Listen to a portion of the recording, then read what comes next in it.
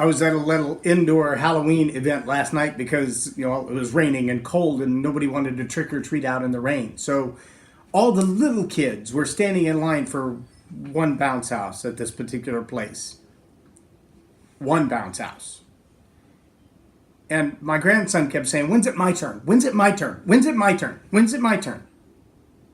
And I realized how many people I've seen, either peers of mine or coaching clients of mine or young people that I mentor, or that guy who is so stubborn and persistent that's always staring at me when I comb my hair, who are saying exactly the same thing. "When's it my turn? When's it my turn? When's it my turn? When's it my turn? I want my time. I've done my part. I want my time."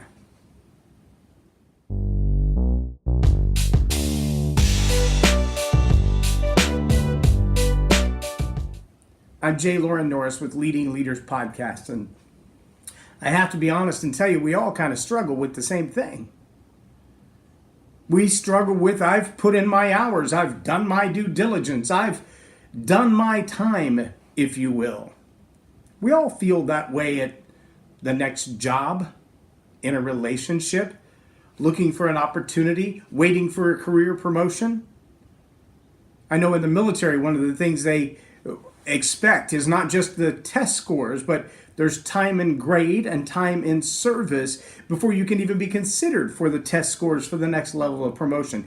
And then by the time you get there, there's a certain number of people who are allowed to move up to the next rank, and they're based on time in service, time in grade, evaluations, and test scores. There are a lot of factors that go into the next promotion.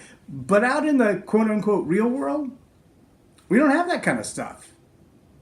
I mean, if you know the right person and you can weasel your way into the right job, if you can make yourself known, if you can get that face time with the powers that be, then you can jockey and you can gerrymander and you can position yourself so that you're just the right person when that promotion comes up. And when's it my time? When's it my turn? Kind of becomes within your control. But see, that's also why corporate America has this phrase called the Peter Principle. The Peter Principle says you basically rise to your highest level of incompetence. It's what happens when people get promoted before their time. They get promoted to a position where the job, the title, the authority, the responsibility demand more of them than they're capable of or ready for. Sure, they have the degree. Maybe they've been with the company X number of years, but you'll also notice there are people who've been with the company more years in other places who just don't have the maturity. They don't have the diligence. They don't have the ability to get along with others. That's a hard thing.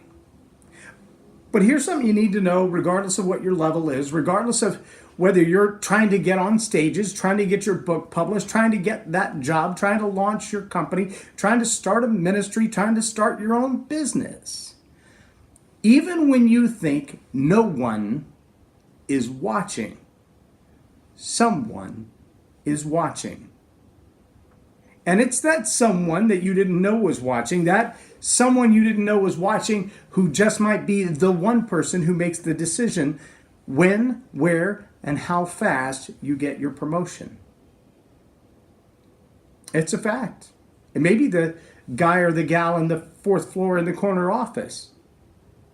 It may be the one at that next job you didn't even know you were going to be offered yet. They may be sitting out there recruiting you, scouring your Facebook page, reading your Twitter posts, and asking themselves the question, are they intelligent enough? Can they get along well enough? Will they work well in our organization? Do they have the skill set necessary? And do people like them? But see, there are 3 elements that you absolutely must do in the time while you're waiting. You have to be patient in the process. Like I said, even when you think no one's watching, somebody's watching. You gotta have faith in the process and believe that all of this junk, all of this crap, all of these details you're dealing with today are all making you a better you. Or they're proving you're not the you claim to be.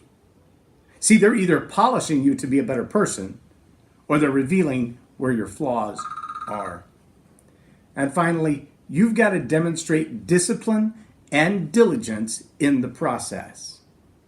You got to be patient in the process, faithful to the process, and diligent and disciplined in the process.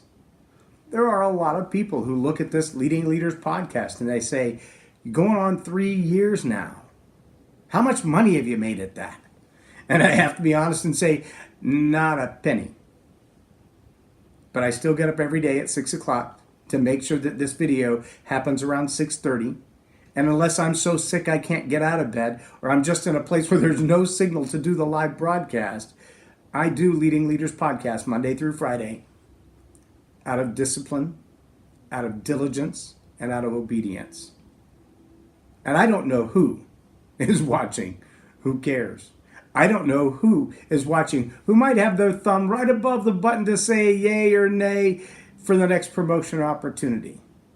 I do know I was called to do this, and until I'm told to do otherwise, I will do this, and I hope it blesses you. I'm J Loren Norris with Leading Leaders Podcast for Tell It Like It Is TV. Have a blessed day.